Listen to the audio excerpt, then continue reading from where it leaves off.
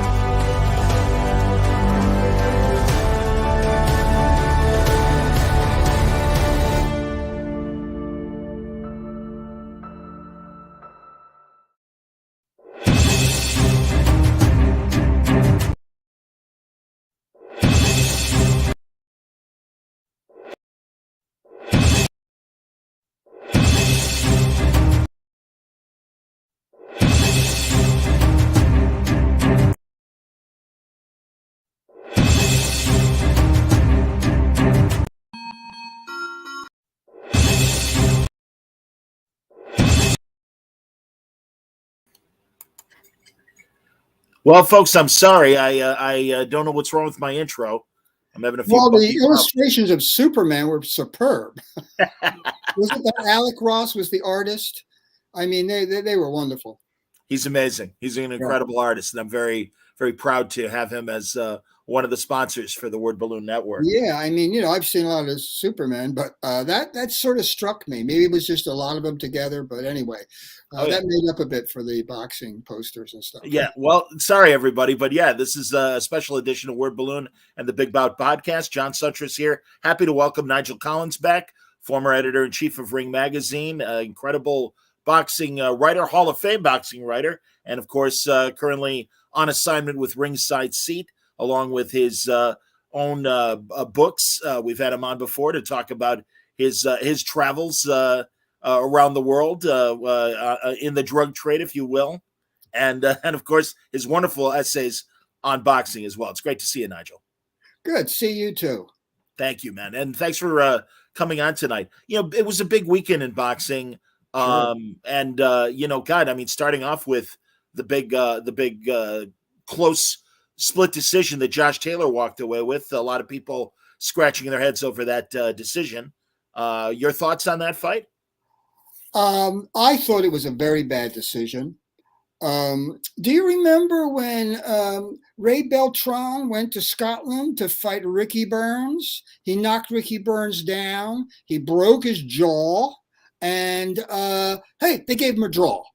Yeah. So that seems to be that was even worse in a way, because obviously if you get your jaw broken, you're really getting the crap beat out of you. So I thought it was a terrible decision.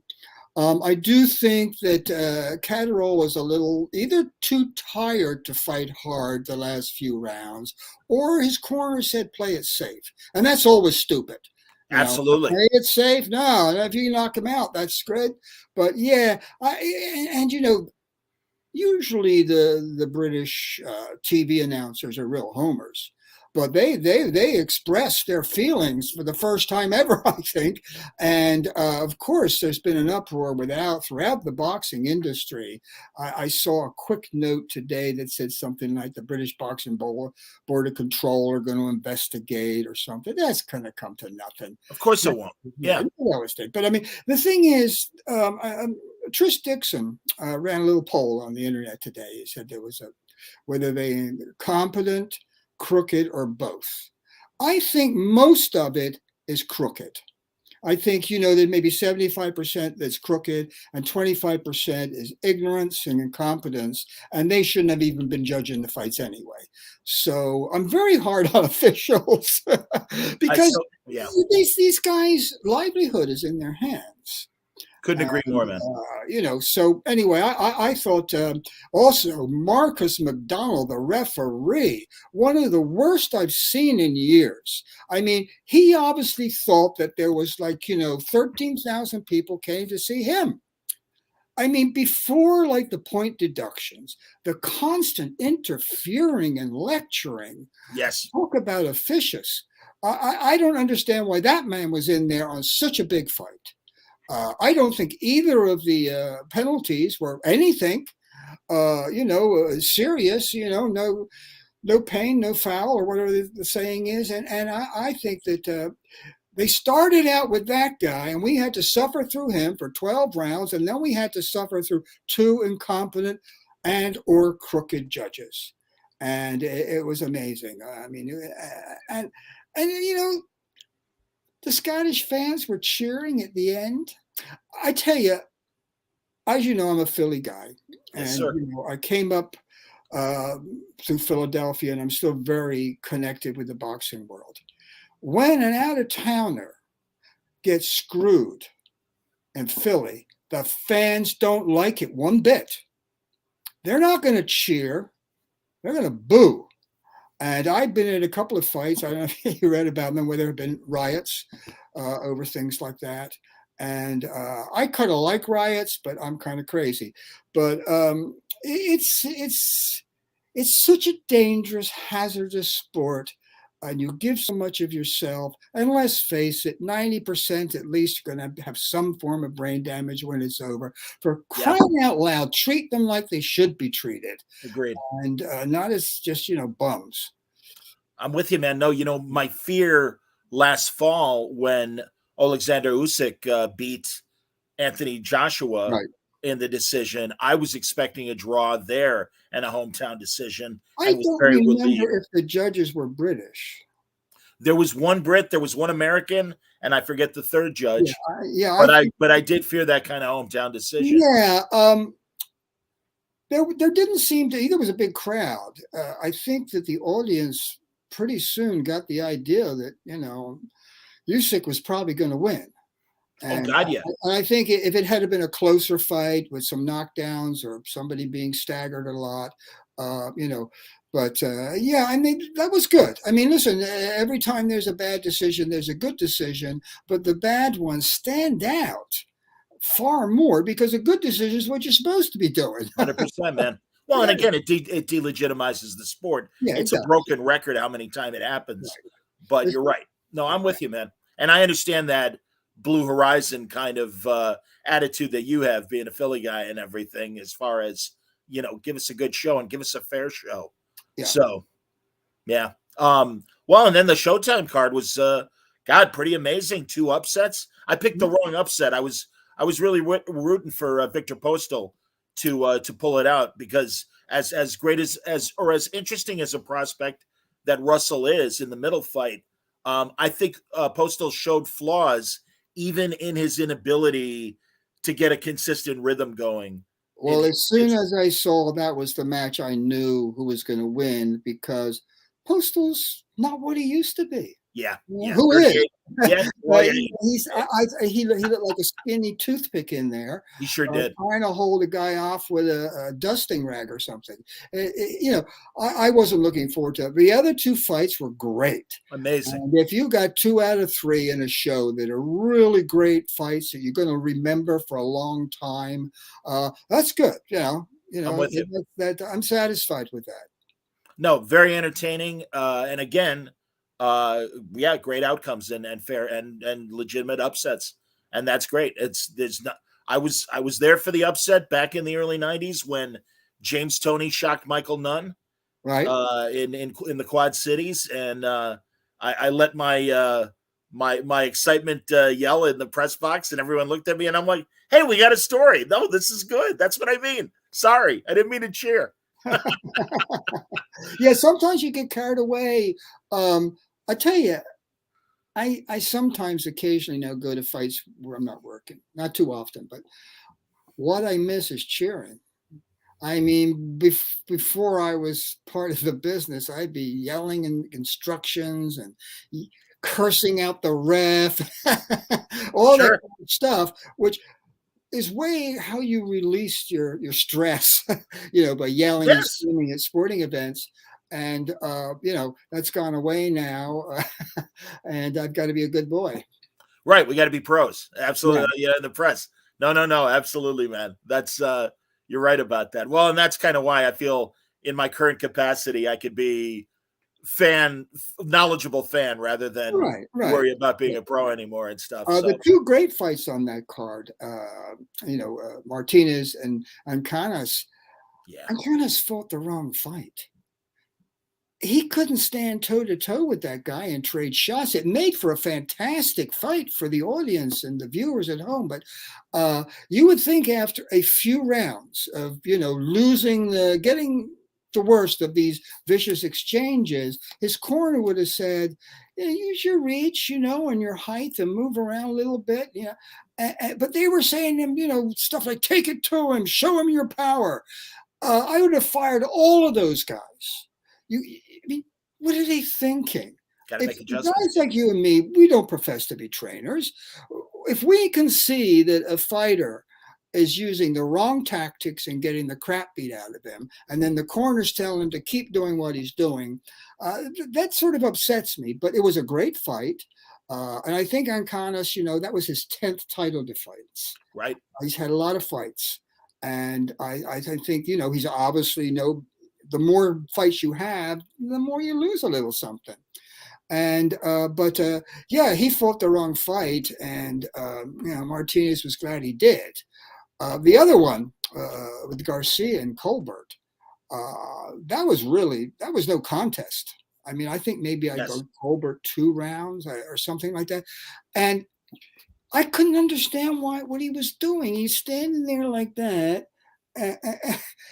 And Garcia is whipping his right hand around this, I don't know. Why did he just? He's a young guy with fresh legs, and he just stood there. It was almost like I don't know. And he was very gracious afterwards and admit that he lost and all that crap. But almost looked a little fishy. But I don't think it was. No, I don't think so either. If you're going to take a dive or something like that, you're not going to take all that punishment. 100%.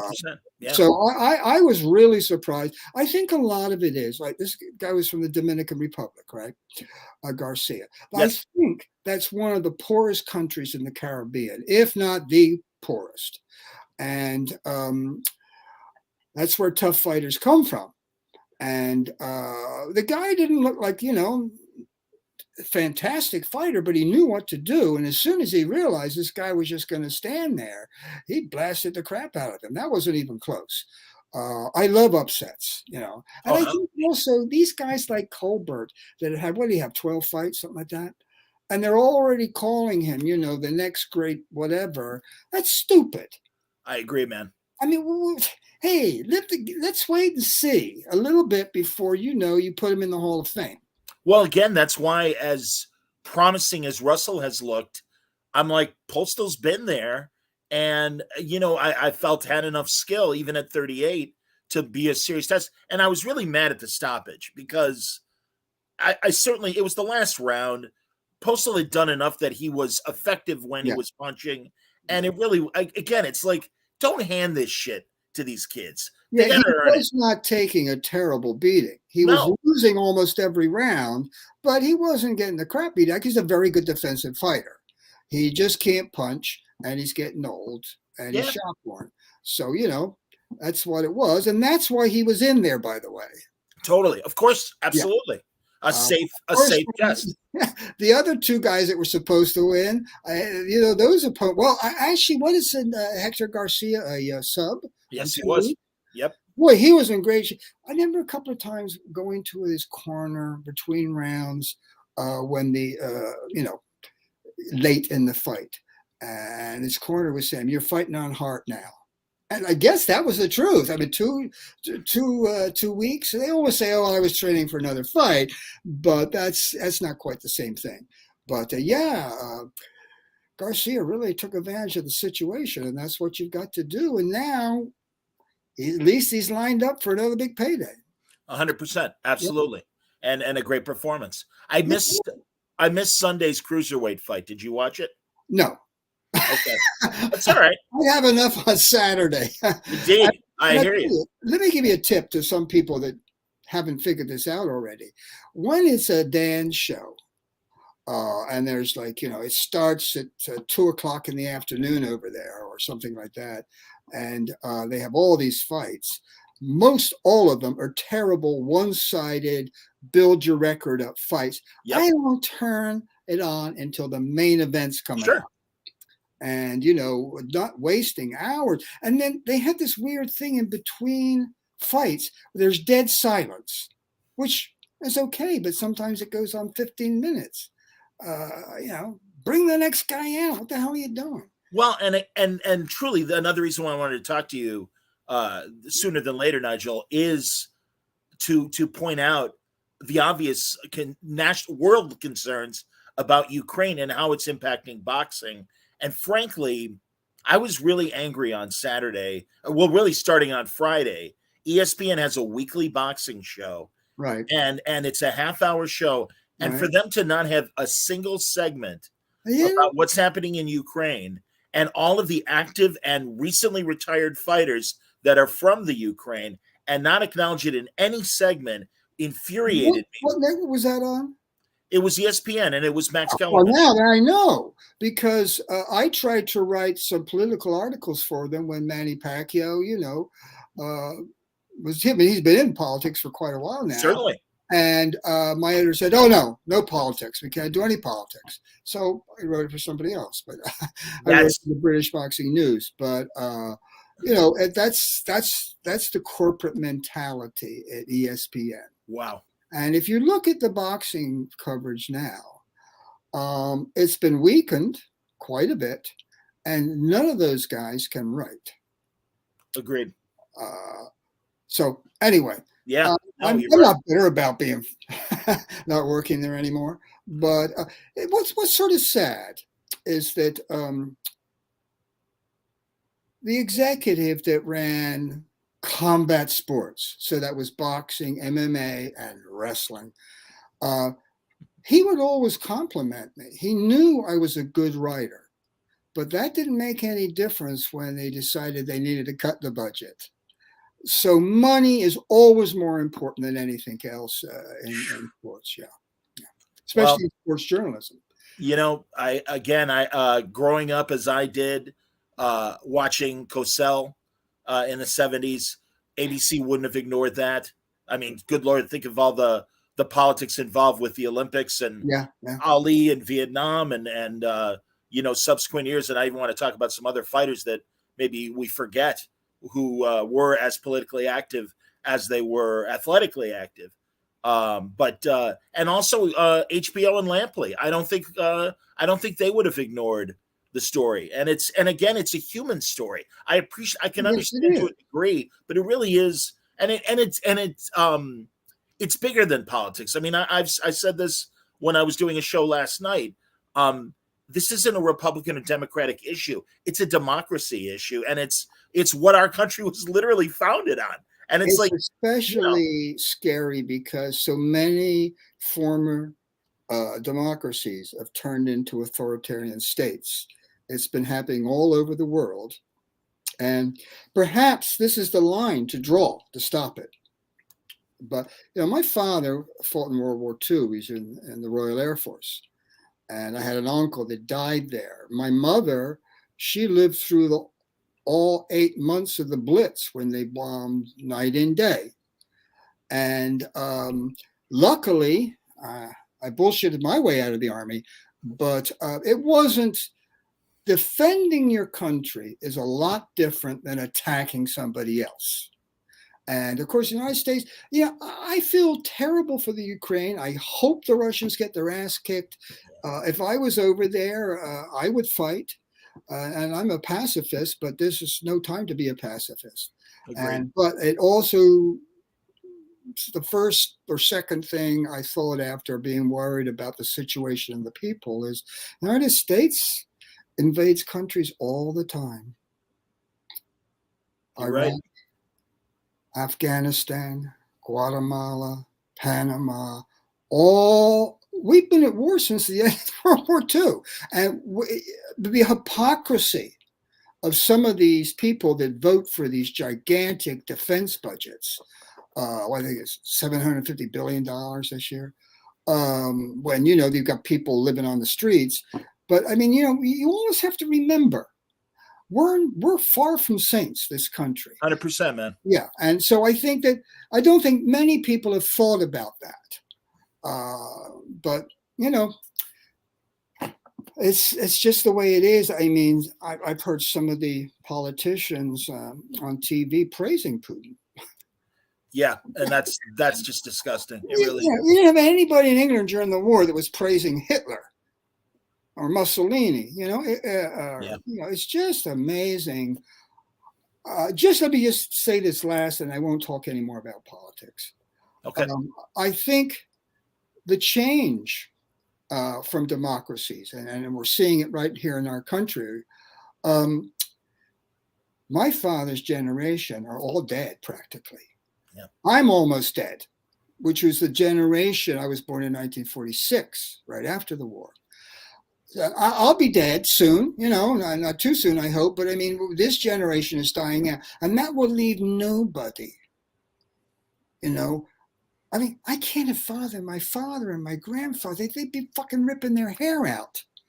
But there's, all the people that were in the Holocaust, most of those are dead, and Yes. even their children. Yes. And each generation, the memory gets less and less and less.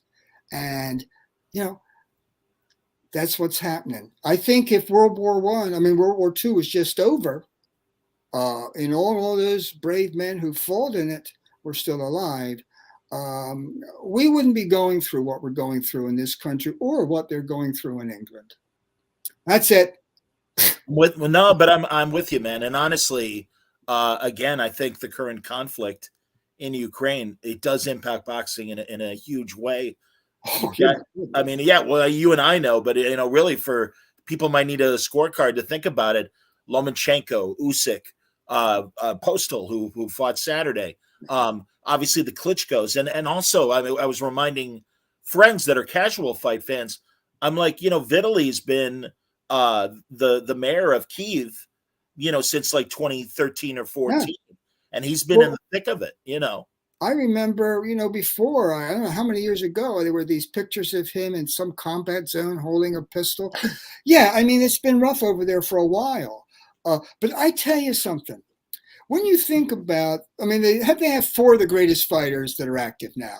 You just named four of them. Really, even though Vitaly is not a fighter anymore, when he was fighting, he was a great fighter, and sure. He could probably beat the crap out of anybody today. But Ukrainians are tough people. Yeah. They're not pussies over there. You're right. And I don't know. It was a terrible mistake to think that they were going to roll over. They're not. It doesn't matter how bad it gets. They're not going to roll. If you look at those, they look like strong people. They're chunky with big heads. And I don't know. That's probably silly what I'm saying. But every time they show these guys on TV, I think, well, look at that guy. And of course, there are so many beautiful women in the Ukraine, but they'll be out there throwing Molotov cocktails too. There was a picture I saw, maybe you saw it on the internet, of a woman who had been Miss Ukraine. I mean, she's a gorgeous woman. There she is with a Kalashnikov and, her bulletproof vest on. So, if you can fight, they're going to fight. Bill Maher had a video of a woman accosting Russian soldiers and I guess sunflowers. Oh, yeah. That was great. And she handed him sunflower seeds and is like, hey, keep these in your pocket, because when you die, the sunflowers are going to grow out of your pockets. And she's just in their face like an angry lady in the street complaining about somebody making too much noise in their Yeah, neighborhood. but And it was so she was fantastic. right. Yeah. And also, and I appreciate that those Russian individual soldiers showed enough restraint to not be assholes. And they're like, okay, we know, sorry. Literally kind of like, hey, it's not it. We're in the army. We got to go where they tell us to You know go. what the truth It's is very about interesting. soldiers in war? Well, I'm not talking about the commandos or the SEALs or those heavy duty people that want to be warriors. I just finished rereading The Red Badge of Courage by Stephen Crane. And, he Sure. was never in combat. He never saw combat. Oh, but wow. his mind was amazing. And one of the things that came out, and I've heard it before, you're not fighting, you're not trying to hate, you didn't hate the South or the Germans or the Russians, whoever the enemy is. You're fighting to protect your buddies and yourself. And I think most of they haven't sent the best troops from Russia in yet, I don't think. But they don't want to be there. No. Really. They don't. Nobody wants to be at war, unless I say you're a professional warrior. I feel sorry for the Russians in a way, that they're in the army and they either got to do what they're told to do or they're going to shoot them. Yeah. So I think maybe those guys sort of thought that old lady was right, Totally. Absolutely, man. No, and that's why it was a real human moment in this insanity. Yeah, it was speaking truth to power in the scariest way. Absolutely, man. And like I said, I wanted to talk about older examples. I got a list of them here. Oh, awesome, man. I was hoping to, and I figured you were going to have a much bigger list than what I could come up with. What I'd like to do is separate two different groups of fighters that were involved in World War II. You had your Joe Lewises and the Sugar Ray Robinsons, who basically went around boxing exhibitions. They weren't in combat. There were others like that too. I think maybe Billy Conn did a lot of that. I know that Bob Montgomery and Bojack, they donated their entire purse for one of their fights. They were in the service, but I don't know what they were doing other than that. Okay. But then you want to get around to something I discovered when I interviewed him when he was practically on his deathbed. Joe Brown, the old lightweight champion. Absolutely. I interviewed him the year he was sworn into the International Boxing Hall of Fame, and he didn't live long after that. But his mind was great. He was in the Navy in the Pacific, involved in 7 different invasions. No, but not many people talk about that. That's Joe Brown. Or Barney Ross. He was now badly wounded. They got him hooked on morphine. Yeah. And guys like Lou Jenkins. Sure, another lightweight fighters. He earned many commendations. So you have two groups. You got the PR group, which are usually the big famous names. And even though some of the guys I've just mentioned were famous, of course Joe Brown wasn't lightweight champion, but I think Barney Ross was already retired. I think when he. I believe that's correct. Yes. So there's two groups, and I think that if you're in Ukraine, they're all in the same group. Certainly. Max Schmeling, a reluctant German soldier, and I think at least that is, again, being my age, that's how I always heard the story, that even though at the height of the 30s, Hitler certainly promoted him, but when he lost to Lewis, wasn't he a parachuter or whatever? Yeah, they sent him to the most dangerous job. And he fooled him by surviving and becoming a millionaire because he had the Coca-Cola franchise. Yeah, isn't that amazing? Story. I mean, what's more American than Coca-Cola?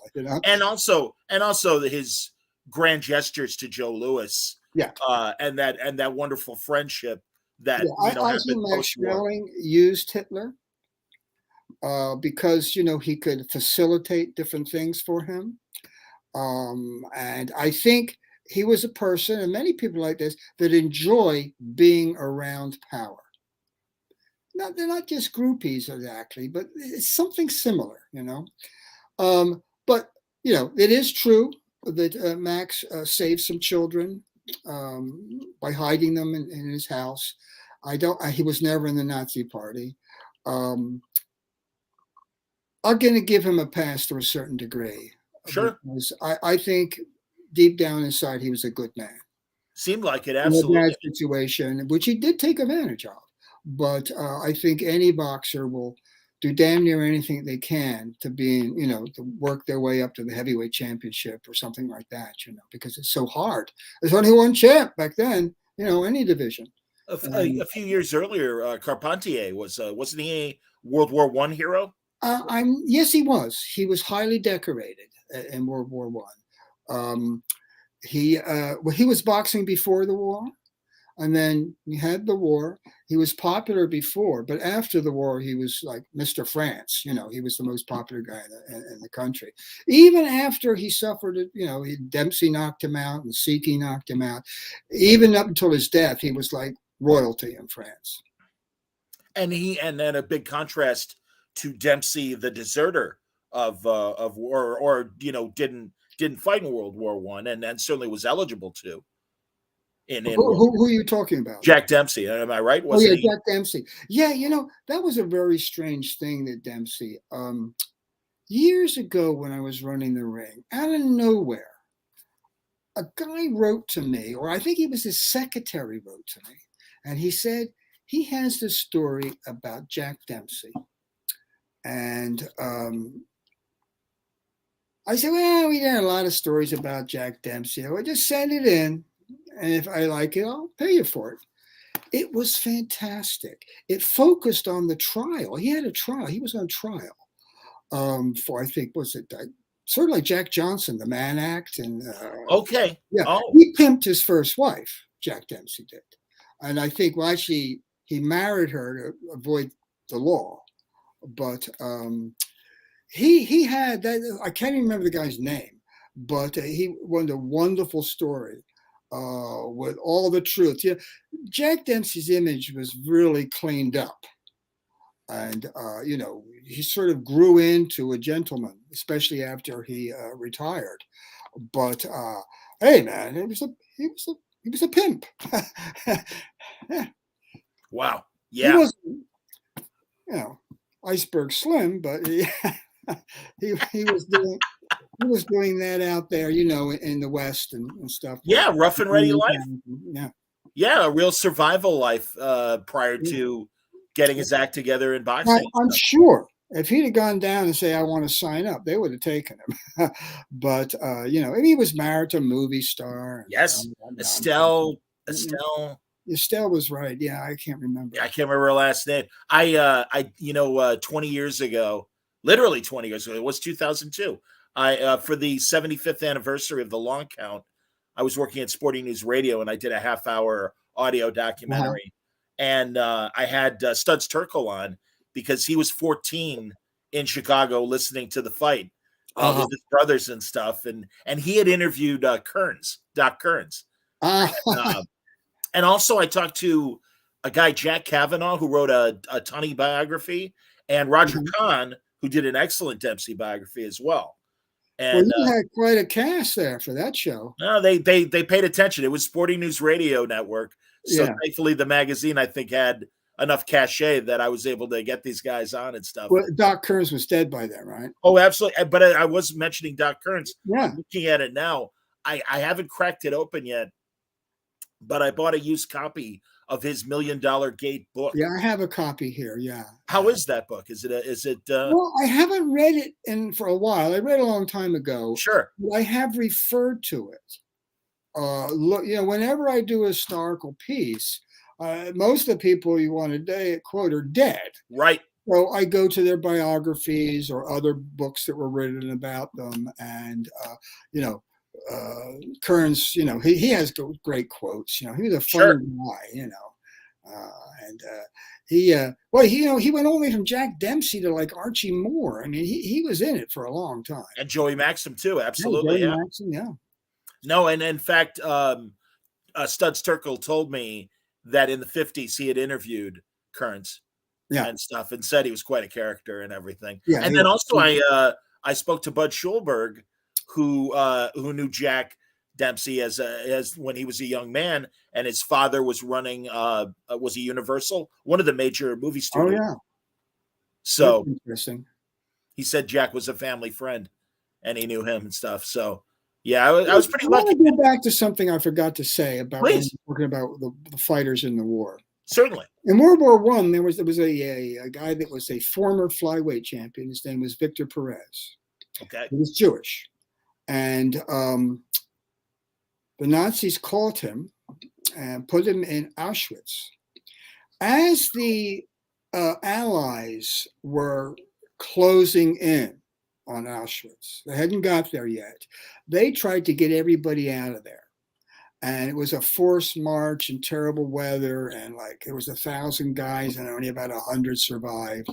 And he was one of the guys that survived. And I forget the camp he was in then, but a guard shot him for distributing food to his fellow captives. Wow. Yeah. Killed him, or a lot of people forget him because World War I was a long time ago. But I know all boxing historians will know who I'm talking about. Yeah. And was he fatally shot, or did he? Oh yeah, killed him. They killed him. Wow. He was distributing bread or other food. I don't know. That doesn't seem like something they should kill you for, but yeah, they shot him. Actually, they wanted to get rid of as many of the people that were still alive from the concentration camps before the Allies got to them. Because they could testify, not just part of a pyramid of bodies. But we got a lot of the bad guys anyway at Nuremberg. You know what I'm saying? Yeah. Those guys. Absolutely. How about more recent political boxers? I used to talk with Bert Sugar about Dick Tiger and Biafra, and how politically active the light heavyweight champion was back then. Yeah, well, I don't know if you read the issue of Ringside Seat where I profiled Dick Tiger. I missed it. Please tell me. Well, he was a hero of mine as a kid from watching it on TV. And, there were a lot of guys that weren't that entertaining, like Joey Archer or the Moyer brothers. They were good fighters, but they wasn't much action. Yeah. So I fell in love with Dick Tiger, knocking out guys on TV. And I went from the beginning of his career, well, actually from his childhood up until he died. Yeah. And his situation in Nigeria was untenable. Basically, because when Biafra broke away, and the reason they broke away is that genocide was being perpetrated on him by the more northern people in the country. Yes.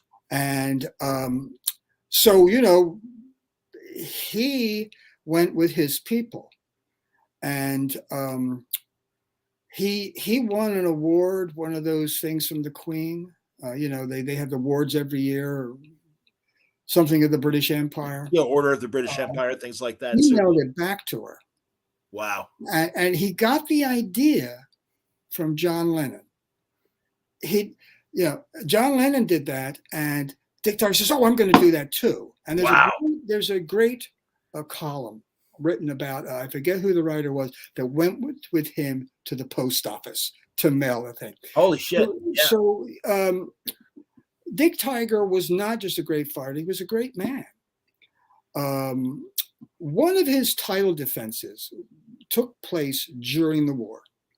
And the thing before I go on about the Brits they were supplying all the arms for the people that were fighting against Biafra, the other part of Nigeria, the Nigerian company. Why? Because they wanted the money.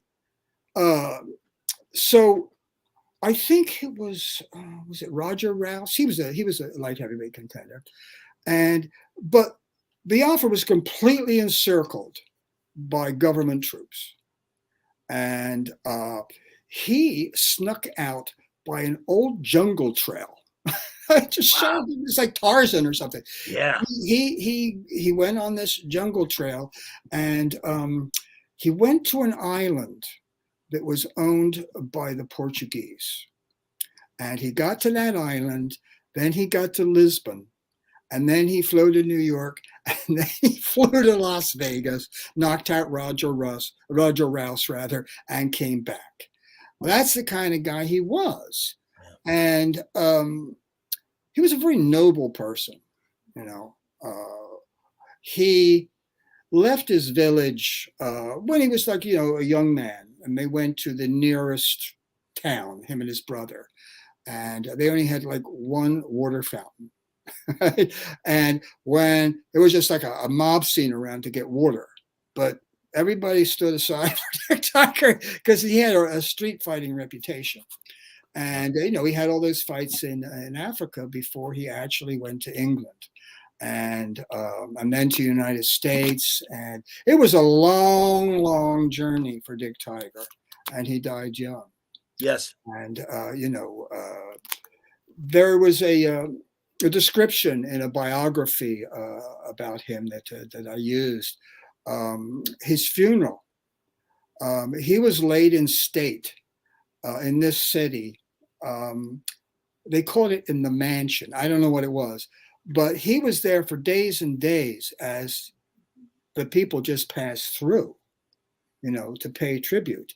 And when the actual funeral came, the roads were so crowded that it had to go really slow from, you know, wherever he was to where he was going to be buried, from the church. It was from the church to the burial ground.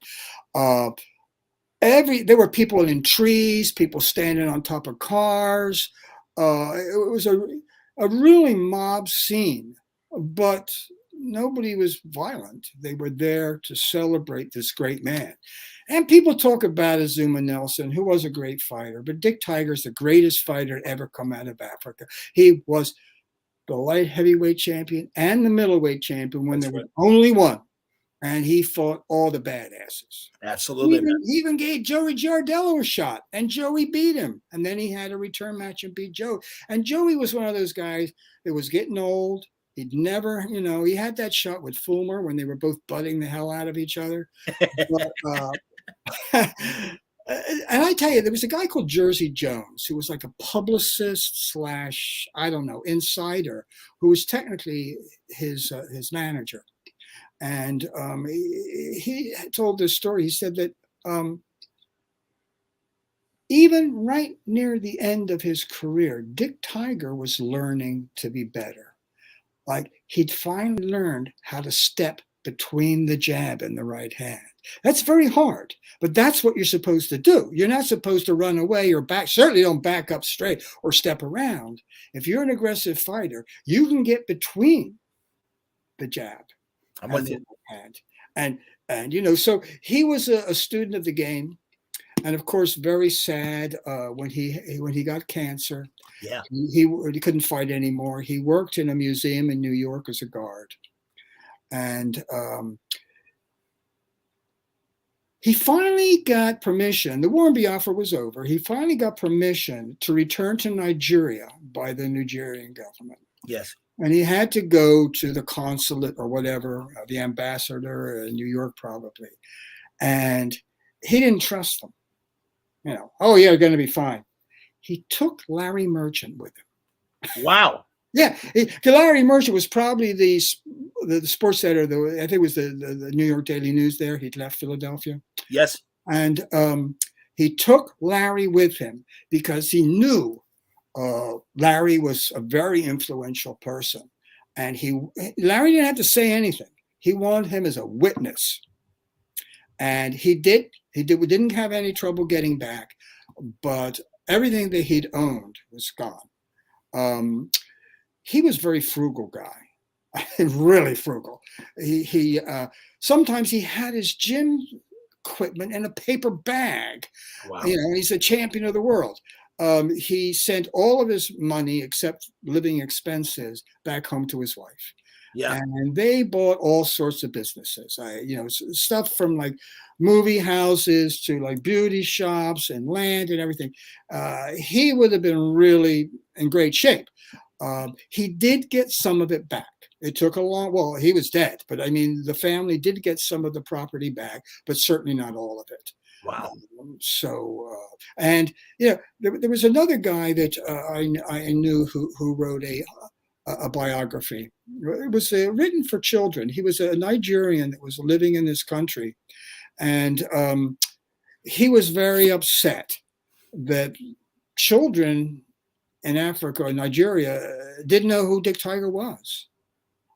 So he was published by a African publishing company based here in the United States, but that was their specialty, to get stuff for children.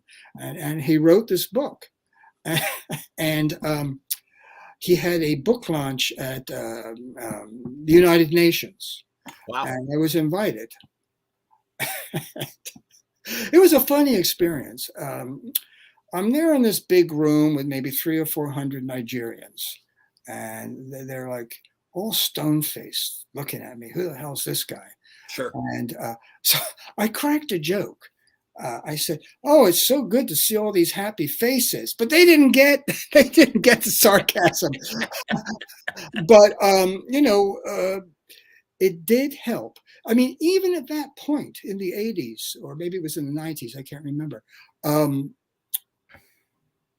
The Nigerian government didn't want to recognize Dick Tiger.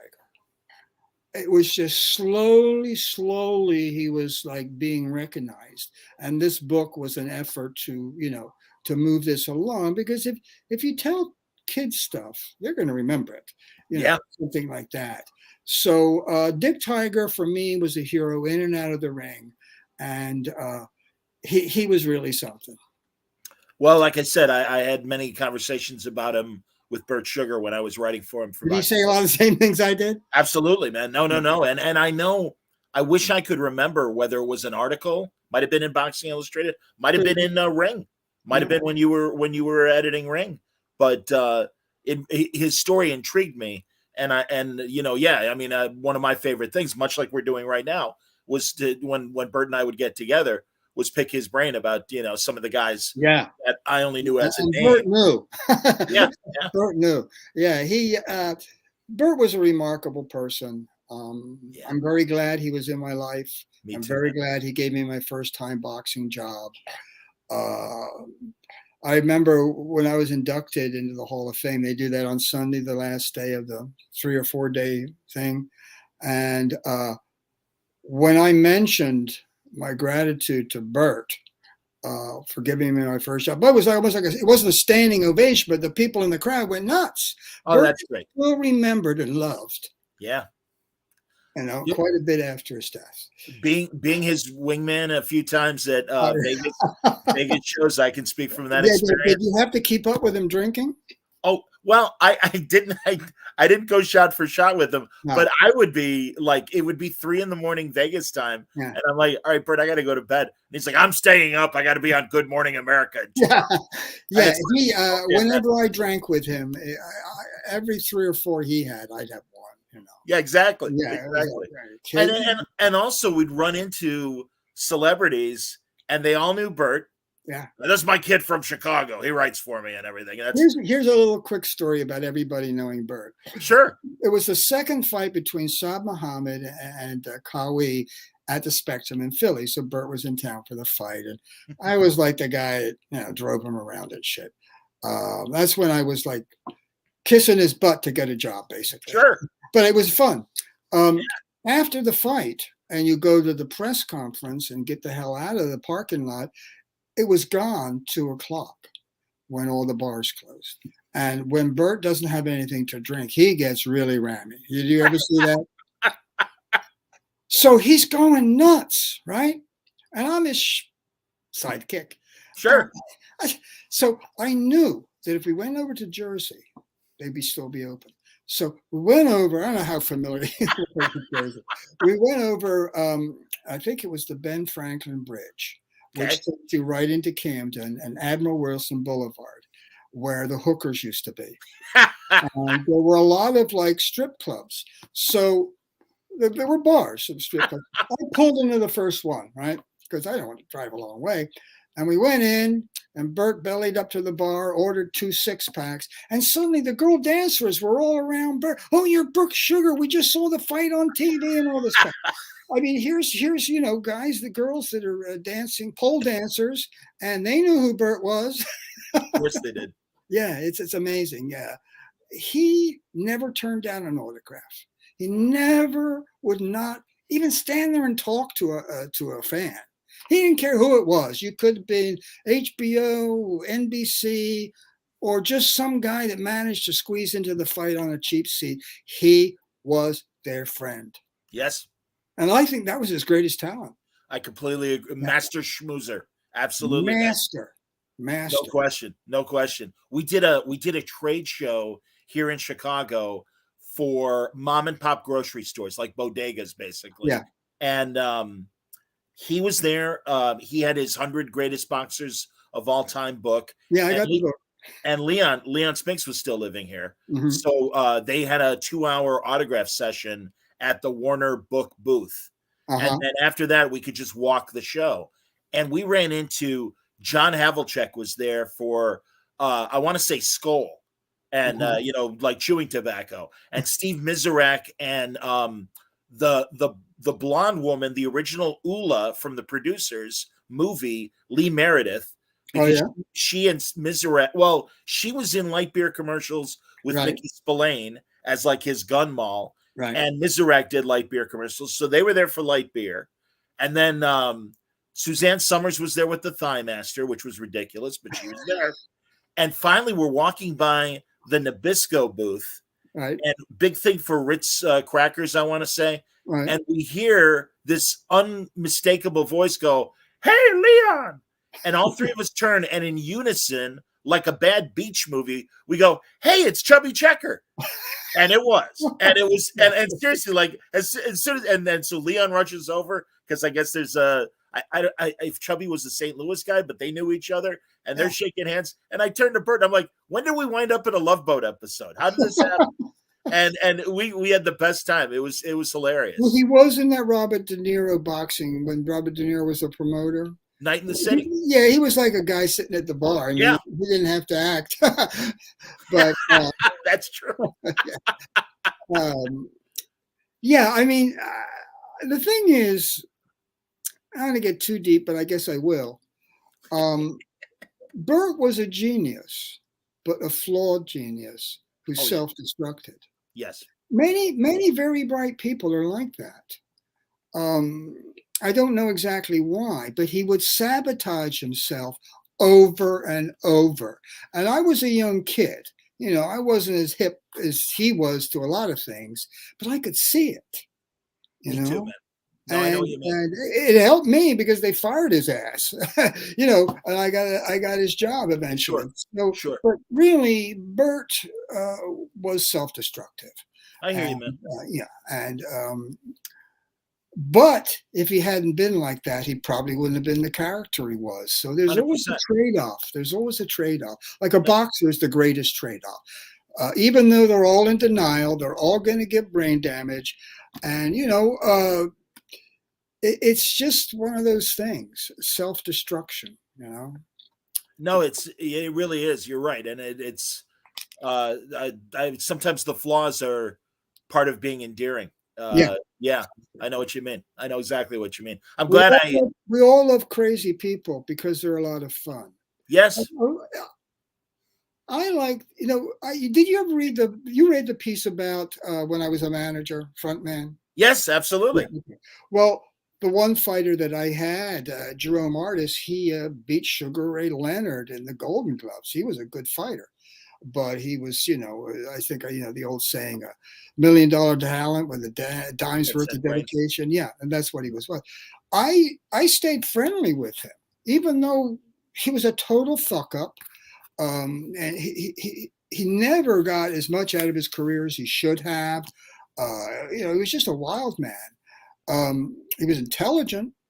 And, it's like, geez, he was self-destructive, But because I stayed with him because he was fun to be with. Now that sounds crazy, but if you want to go back and look when me and Russell were signing up these fighters, and I was up at a gym at 26 and Master Street, Russell Peltz, yes. watching some other fighters. And he sidled up next to me. I didn't even see him approaching, and sat down and said, "Hey, I hear we're going to work together." And it was very obvious he was trying to ingratiate himself with me. And most times that I wouldn't like that. But I liked him right away, and I never disliked him, regardless of what he did. And, he did a lot of bad things. And but I guess it was just because he was fun to be with. I mean, is that a sin? I don't think so. But there are people like that. And I have had other friends that way. That all con men have to have a good personality, or you can't be a good con man. I mean, that's one of the tools. The Absolutely, most important tool. And he was a con man, and I knew it. And I knew he was lying to me, but I didn't give a shit. I was having a lot of fun. I get it, man. No, I've met people like that in broadcasting, and I'm sure. Again, yeah, I hear you absolutely. Before we wrap, I wanted to acknowledge Alexis Arguello and his political ties as well. And that was kind of the start of when I was getting into boxing, and I didn't have as clear a picture of was it during his career or after his career? He retired. He became the mayor. I think it was probably the capital. This was this is my theory. This is my theory. Unsubstantiated theory. He was basically a good person. I mean, you could tell that when he was over here. Oh, God, yeah. Yeah, he's a sweetheart. He got this job, and he realized all this corruption was going on. And I think they murdered him. They didn't shoot. He didn't shoot himself with a shotgun. I'm pretty sure that he knew too much. A lot of guys get killed when they knew too much. Wow. And I think because he was an upstanding person who really cared about the people in this country, he didn't come from the aristocracy or anything. I think he was really maybe he said something like, "Well, if you don't stop this, I'm going to tell everybody," something like that. I don't know exactly, but I don't think he killed himself. His son doesn't think he killed himself. I think that it was just this guy knows too much. Bang. Yeah, but I covered his fight with Ray Mancini, which I personally believe, even though he got stopped, it was Mancini's greatest fight. He stayed with this guy for a pretty long time. Yes, before he got stopped, and I never said that to Ray, but he was inducted in the Hall of Fame the same year as me. And, oh wow, great! He was the big draw, not me. Sure, no, I understand. And I've always liked Ray. How can you like Ray Mancini? He wasn't really a great fighter, but he was a really sweetheart too. But you got some guys like that, and other guys like Floyd Mayweather, that are real crooks. 100% right, man. Yeah, I mean, Floyd changed. I remember when he just came out the Olympics and he was running up a record. We did a photo shoot with him. He was just thrilled to death to have his picture taken by Ring magazine, and he had a girl with him. I don't know who it was, and he was like very cooperative. But as the time went on, those photo shoots really? they were murder when we could get one. Wow. We did a cover with Floyd, the same as Bert did with Tommy Hearns. We posed with a machine gun because he was Pretty Boy Floyd at the beginning of the year. And we also wanted some classical post boxing shots. So I wasn't there. Al Bello, who's a great photographer, works for Getty, he started out with us, but he works for Getty. He wouldn't pose for any of those pictures. All he wanted to do is pose with his gangster outfit on.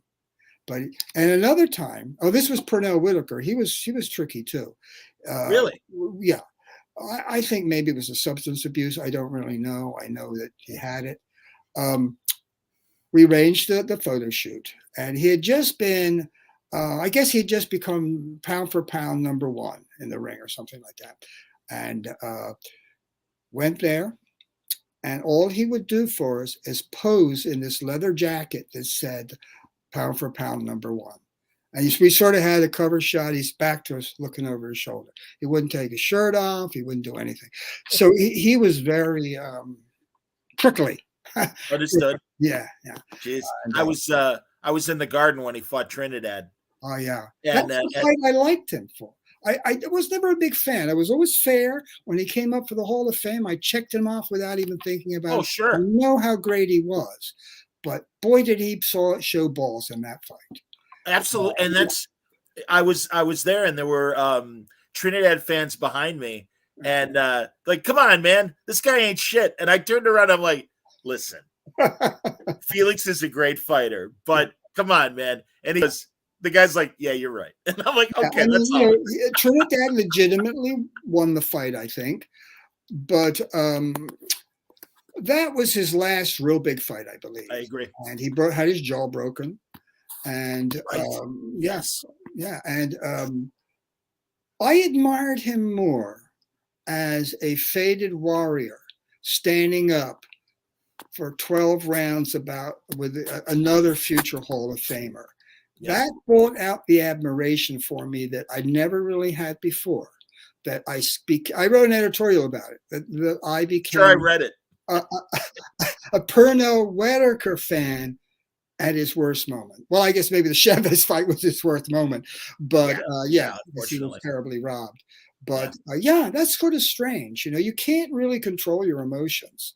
And people that tell you they don't have certain favorites amongst boxers and guys they don't like, media people, they're all lying. Sure they are. They're all human beings, for Christ's sake. Even a robot would probably have a favorite fighter.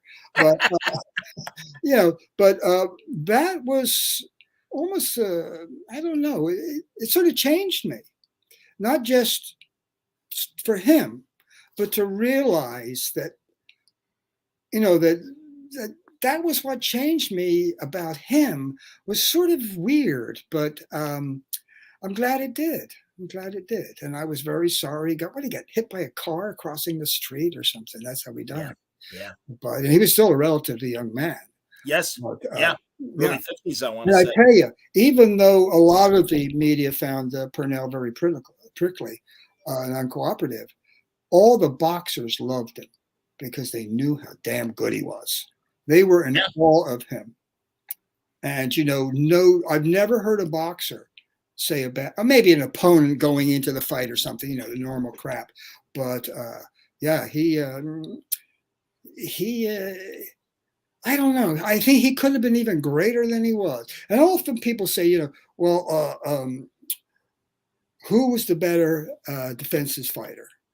Who's the better fighter, Pernell Whitaker or Mayweather? Okay, yeah. And I always say, well, they're both great defensive fighters, but Mayweather was nowhere near as good an offensive fighter. Pernell Whitaker didn't make you miss and clinch. He'd hit you. He wasn't a huge puncher. He had a couple of one-punch knockouts, but he wasn't a huge hitter. But he wasn't pure defense, I mean, he was more, the first half of Mayweather's career, I always look forward to his fights. Because he was an offensive fighter. He was like, a great seek and destroy fighter. And yes. I don't blame him. As the time went on, he knew what was going to do to him. But, it still wasn't any fun. But Pernell Whitaker could fight a very defensive fight, which he always did, but he was also fun. I'm with you. He would fight, he would punch back against the other. And it wasn't jab, right hand, clinch, it was combinations. So I would have to definitely rate Pernell above Mayweather as a fighter. I agree with you. And in fact, this past weekend, somebody had a photo of Sugar Ray Leonard and Mayweather. Yeah. And my comment, they're like, who would win? And it's like, oh, no. Ray was much more of an offensive fighter, but it would have been fun to watch because he would have had no choice. He had a vicious streak in him. He was like Mr. Madison Avenue, nice-looking guy. Everybody loved him. When that bell rang, he was a pure assassin. And that one of those last fights with Donnie Lalonde, remember that? Yes. Oh, of course. When Lalonde they put him down. It was a great fight. When he finished him off, it was like going to the guillotine, man. It was really something when he finally got it. It was like a fight that Holyfield had. Was it with Dokes? where That was a great fight. and Oh he my ran God. after him as he was falling down, and before he hit the canvas and nailed him again. That's Evander was an assassin too. I'm with you on that too. And when I finally, Bert introduced me to Buddy McGirt in the, it was the early 2000s when Buddy was training, Right. and mentioning Whitaker and stuff. Immediately, I'm like, Buddy, those two fights you had with Purnell. I'm like, I'm sorry you didn't win. I was rooting for Buddy, but they were wars, man. And I mean, and that really kind of he went into the rematch with a bad shoulder. That's right. Yes. And he had operation afterwards, but the doctor he went to told his trainer it was nothing, and his trainer told him. And I did a piece on Buddy when he got in the Hall of Fame, and we were talking about that. He said he finally knew that he was being screwed when they were driving to the fight for the weigh-in. And I forget who it was. Al Braverman, I guess. He was his manager. Al Braverman said, you don't have to go through with this fight if you don't want to.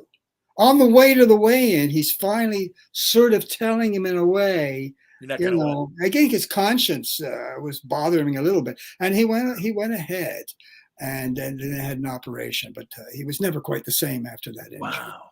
He was still a good fighter, but Nigel, this is exactly the kind of conversation I hoped for. Truly, I appreciate it, man. This it's great to shoot the shit about boxing with somebody else who knows about boxing. Well, that's a high compliment. I genuinely appreciate it. Well, that's great, man. And you've got a great piece coming up in the latest Ringside Seat. Yeah, I'm doing the Duran piece, and I also I always do a book review usually on George Dixon, who was the first Black world champion, period. And his life was brief. I just say this.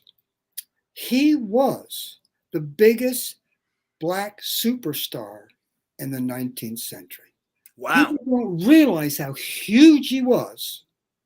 Even John L. Sullivan loved him. But he was also an alcoholic, and it led to his downfall. But he was a fantastic fighter. And he not only was the first Black world champion, he was the vanguard of all the Black fighters who would come after him and become world champion. So anybody that reads Ringside Seat, check out. Maybe you'll like the book and buy it. I don't know.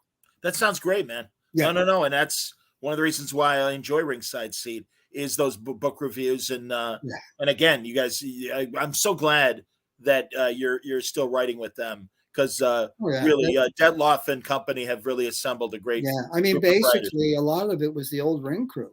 Yes. So and that's actually, I recently recruited a writer that I had not seen in about 20 years, but I admired. He's writing for them now too. So it's get a little bit fresh writers, was always good. All right, we're going past our time. I'm running off my mouth. No. Hope to see you soon.